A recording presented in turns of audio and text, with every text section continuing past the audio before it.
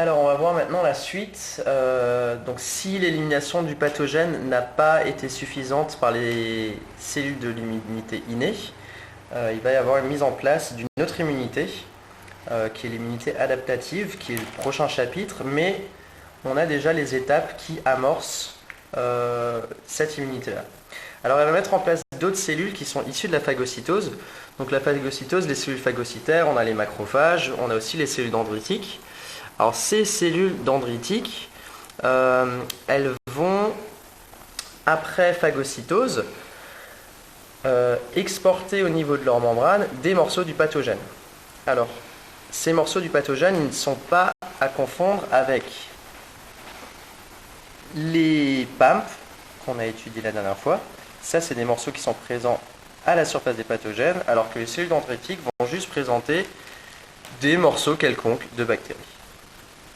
Alors, elles vont migrer vers le lieu le plus proche. Donc, vous avez ça dans le document 1 et le document 2.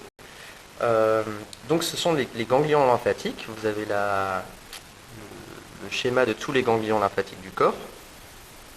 Donc, migration vers le ganglion lymphatique le plus proche. Alors, on va faire un petit encadré parce que c'est un peu plus loin.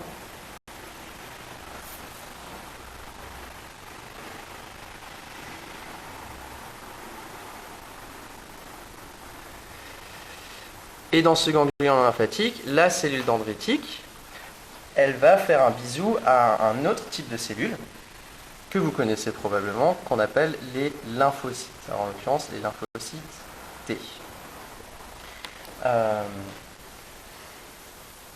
Alors, les cellules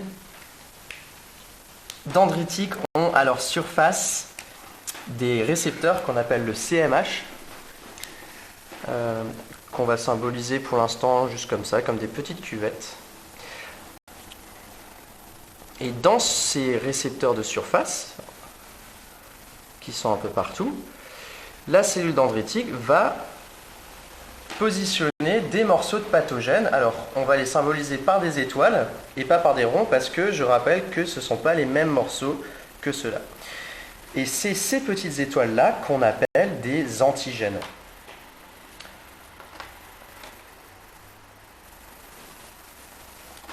Donc on va noter présentation de l'antigène.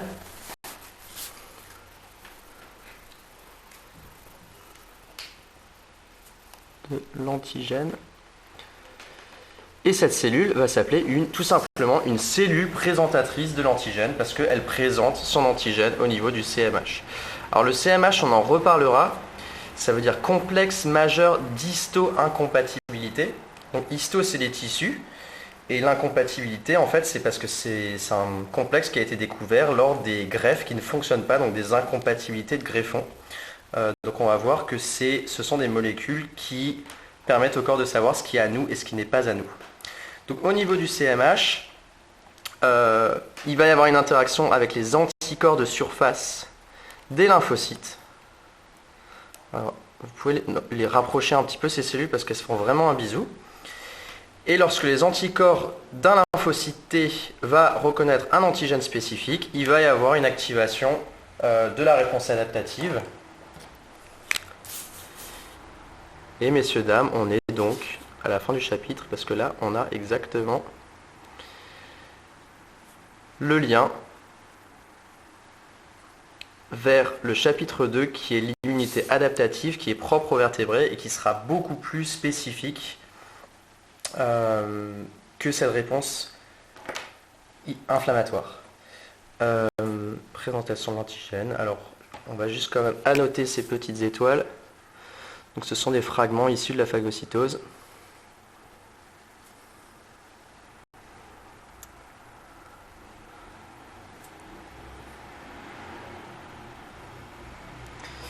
Voilà.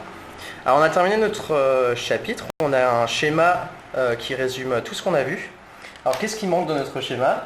Un titre! Voilà, donc on va mettre un titre. On peut appeler ça les étapes de la réaction inflammatoire.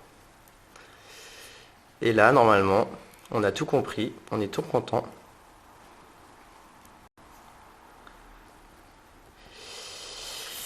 Et si vous avez des questions, n'hésitez pas.